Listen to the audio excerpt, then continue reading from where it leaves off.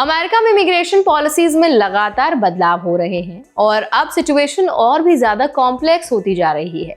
हाल ही में Trump administration ने birth right citizenship को खत्म करने की कोशिश शुरू कर दी है और इसके साथ ही H-1B वीजा प्रोग्राम में भी बड़े बदलाव किए जा रहे हैं। तो आज की इस वीडियो में हम समझेंगे इन बदलावों का इंडियन कम्युनिटी पर क्या असर पड़ता है और क्यों भारतीयों को इन डेवलपमेंट्स को लेकर सचेत रहने की जरूरत है। तो चलिए जल्दी से वीडियो को स्टार्ट करते हैं। हाय, मेरा नाम है वर्षा दुबे और आप मुझे देख रहे हैं NBT टेक एड पर। सबसे पहले बात करते हैं बर्थ राइट सिटीजनशिप की। अमेरिका में लंबे समय से चल रही एक व्यवस्था रही है कि जो बच्चा अमेरिकी जमीन पर पैदा होता है उसे ऑटोमेटिक US सिटीजनशिप मिल जाती है। लेकिन ट्रंप एडमिनिस्ट्रेशन ने एग्जीक्यूटिव ऑर्डर के जरिए से बदलने की कोशिश की है। इसके तहत अगर बच्चा ऐसे माता पिता से पैदा होता है जो इलीगली US में है और पिता US सिटीजन या परमानेंट रेजिडेंट नहीं है तो बच्चा सिटीजनशिप का हकदार नहीं होगा। इसी तरह अगर माता US में लीगल लेकिन शॉर्ट टर्म स्टे जैसे टूरिस्ट, स्टूडेंट, वर्क या वीजा वेवर प्रोग्राम पर है और फादर US सिटीजन या फिर परमानेंट रेजिडेंट नहीं है तो भी बच्चा ऑटोमेटिक सिटीजनशिप नहीं पाएगा। ये कदम अमेरिका में इमिग्रेशन पर सख्ती का एक बड़ा एग्जाम्पल है। ट्रंप के टॉप एडवाइजर स्टेफन मिलर का मानना है कि डिकेड्स ऑफ इमिग्रेशन ने कई ऐसे लोगों को जन्म दिया है जो गिव मोर देन टेक नहीं करते। मिलर का कहना है कि इमिग्रेशन सिर्फ पहली जनरेशन तक ही नहीं बल्कि उनकी संतानों और पोतों तक भी लॉन्ग टर्म चैलेंजेस लेकर आता है।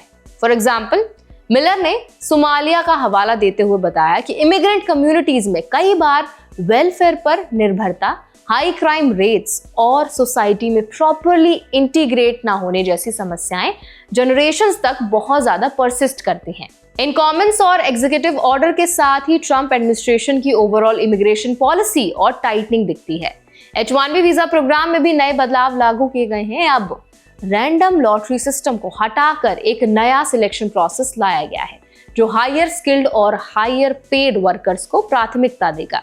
इस साल H-1B एप्लीकेशन फीस को $1 लाख तक बढ़ा दिया गया जिससे एम्प्लॉयर्स के लिए फॉरेन वर्कर्स हायर करना महंगा हो गया और चैलेंजिंग भी हो गया।